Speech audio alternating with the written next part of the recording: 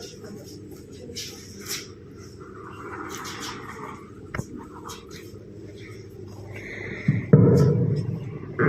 morning, all of you. How are you? Fine.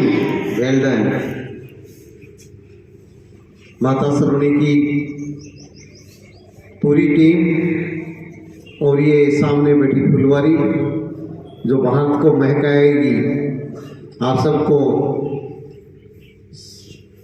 संक्रांत की ओर बढ़ रहे हैं हम। एंड ऑफ द सेशन, इसमें हम सब ने क्या खोया क्या पाया का मूल्यांकन होने जा रहा है। सभी बच्चे बहुत अच्छा परफॉर्म कर रहे हैं। आप सबके टीचर्स हैं, वो भी बहुत अथक प्रयास कर रहे हैं। एक सकारात्मक वातावरण बनता है तो वहाँ सबसे ही एक शिक्षा के मंदिर में बच्चे भी अच्छे बन जाते हैं और वो आगे भी बढ़ते हैं। मुझे बाहर से जब ये मैसेज मिलता है, जब लोगों के बीच में जाते हैं और जब ये बात चलती है कि साहब आपके स्कूल के बच्चे बहुत अनुशासित हैं, आपके टीचर बहुत अच्छा कोऑपरेट करते हैं, तो मैं गदगद हो जाता हूँ, सीना चौड़ा हो जाता है। कोई आपकी मम्मी से ये कहे कि आपकी बेटी तो बहुत अच्छी है, अब आपकी मम्मी को उस समय खुशी का कोई ठिकाना नहीं रहता होगा। तो ये पूरा माहौल अच्छा बनाया जाता है। ये पूरी शिक्षण संस्था की पूरी टीम काम करती है, उसमें सभी बच्चे मिलते हैं तब एक अच्छा माहौल बनता है।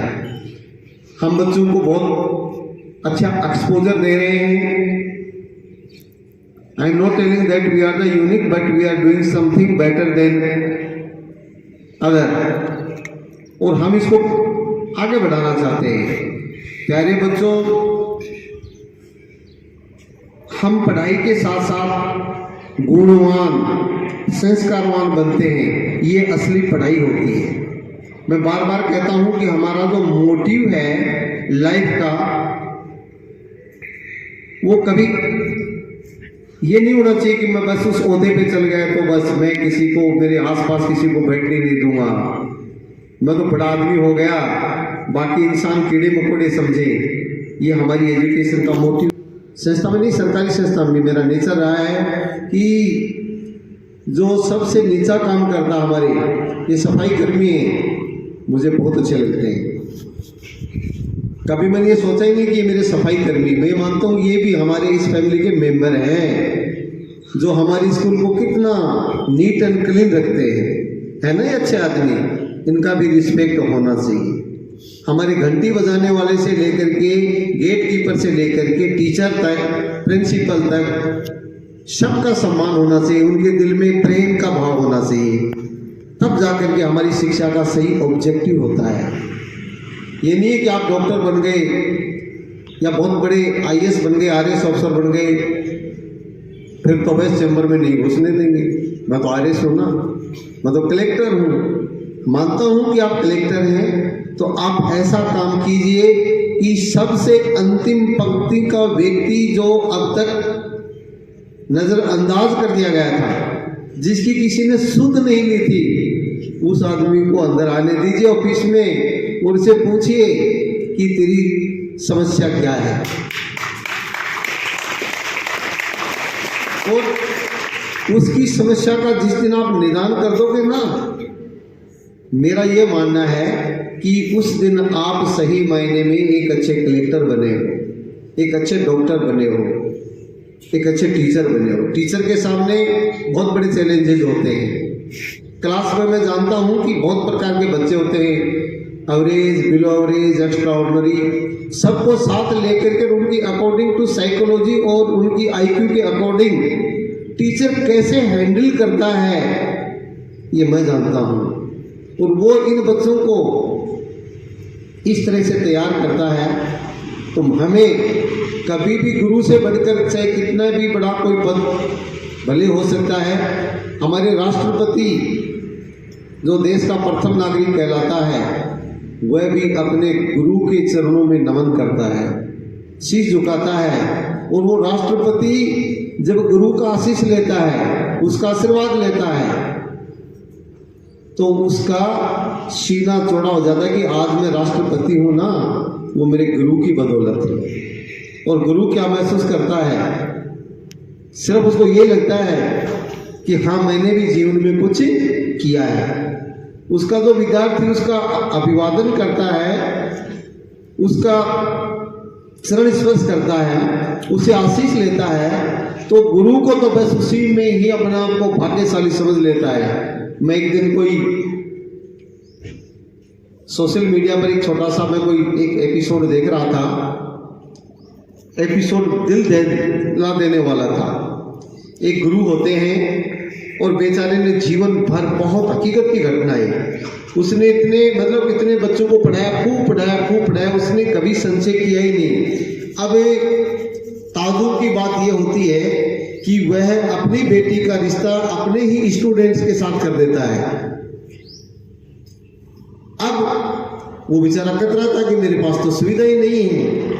तो आप ताजुब करोगे कि उनके शिष्यों ने सबने मिलकर के, किसी ने टेंट की व्यवस्था कर दी, किसी ने खाने की व्यवस्था कर दी, किसी ने जो लड़की की शादी में आवश्यक सामग्री की जरूरत होती है, खाद्य सामग्री की जरूरत होती है, पूरा इतना शानदार तरीके से कर दिया गया। तो गुरु हतप्रभ रह गया कि रे मैं ये इतने पैसे कहाँ से दे पाऊंगा। तो वो सारे स्टूडेंटों ने कहा, गुरुजी आपको जरूरत नहीं, आप तो हमें आशीर्वाद दीजिए। ये सारा बंदोबस्त हमने जो आपसे पढ़ के गए थे ना, कोई डॉक्टर था, कोई इंजीनियर था, कोई आरएस था, कोई आईएएस था, कोई साइंटिस्ट था, सब ने मिलकर के उस गुरु की बच्ची की शादी बड़ी धूमधाम से की। जो बेचारा लाचार था, तब उसको महसूस हुआ कि दुनिया का सबसे अमीर कोई है तो कौन है? शिक्षक है।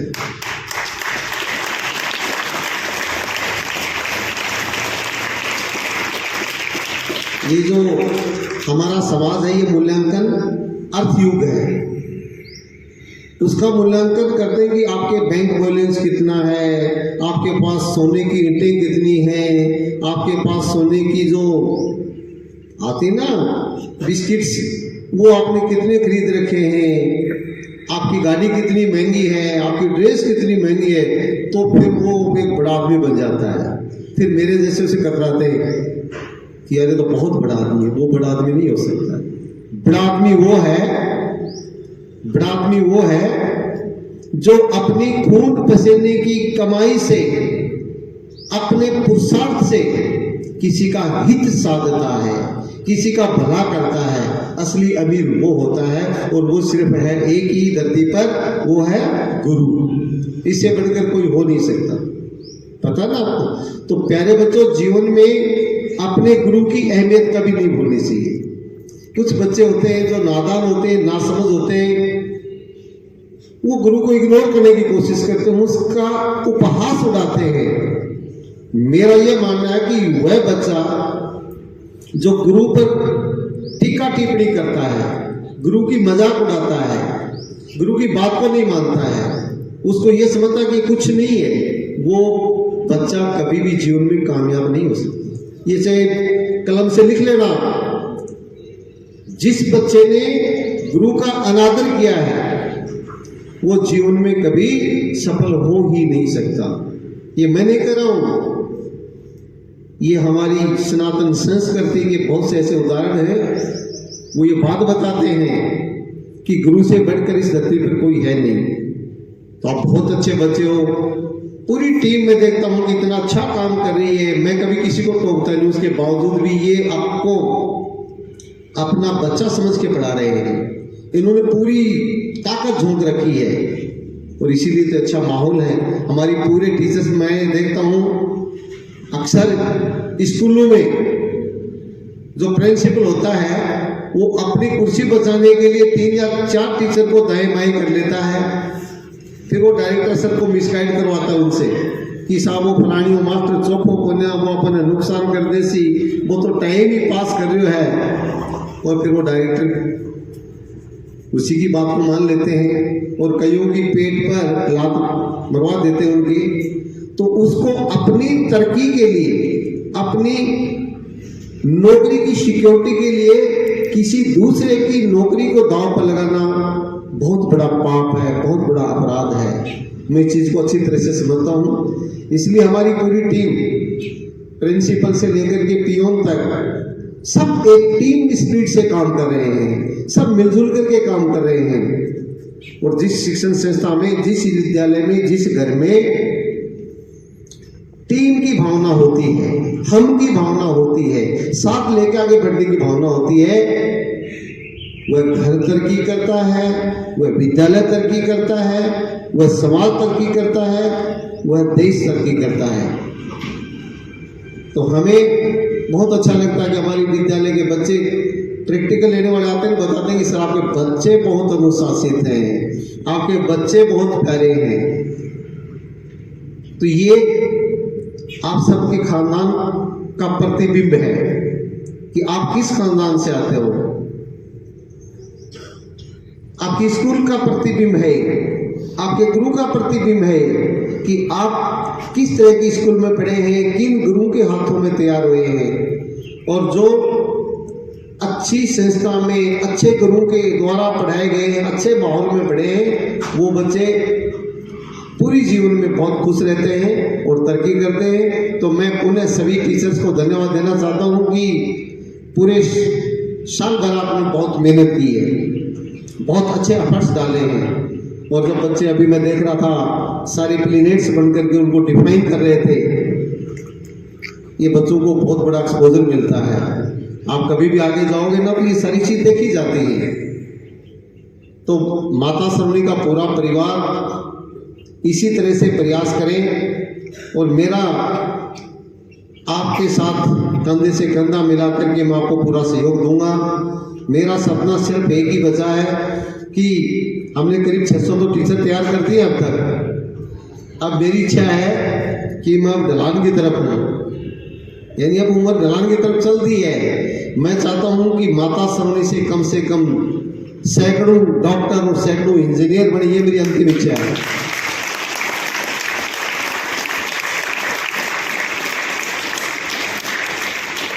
और इसके लिए हमारी पूरी टीम लगी हुई है। हम किसी बच्चे को अंधेरे में नहीं रखना चाहते।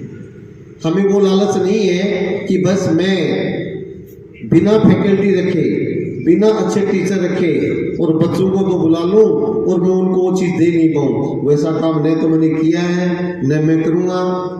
मेरा सपना सिर्फ एक ही है कि हम महंगी से महंगी, अच्छी से अच्छी फैकल्टी लाएंगे, ला रहे हैं। पूरी टीम काम कर रही है।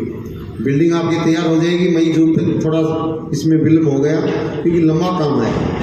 आने वाले समय में माता सरवणी वहां बैठी है शौरग में, वो देवी तुल्य थी और उस देवी का हमको आशीर्वाद मिलेगा और हम डेफिनेटली कामयाब होंगे।